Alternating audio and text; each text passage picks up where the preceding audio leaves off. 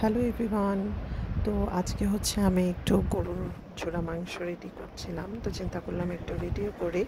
তো পুরো রেসিপিটা তো ভিডিও করা হয়নি, অল্প একটুই করা হয়েছে, তো সেটাই তোমাদের সাথে শেয়ার করলাম।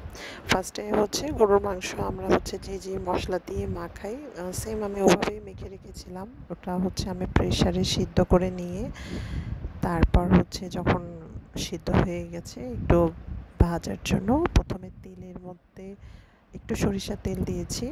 তারপর হচ্ছে পেঁয়াজ আর শুকনো মরিচ দিয়ে যখন একটু লাল লাল হয়ে গিয়েছে পেঁয়াজটা, তখন আমি মাংসটা পুরোটাই দিয়েছি। আর এটা ইনস্ট্যান্ট যদি কেউ এরকম চূড়া মাংস খেতে চাও বা একটু মাখা মাখা টাইপের, তখন আমার এটার খুব ক্রেভিংস হচ্ছিল, তাই আমি এটা বানিয়েছিলাম।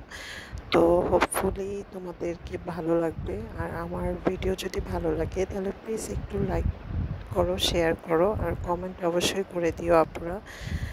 এতে আমার ভিডিও দেওয়ার, নতুন নতুন ভিডিও দেওয়ার ইচ্ছা হবে। আর দ্বিতীয়ত হচ্ছে আমি আসলে হচ্ছে নতুন একদমই, সো সেভাবে হচ্ছে আমি কথা বলতে পারি না, বা হচ্ছে আমি সেভাবে ভিডিও দিতে পারি না।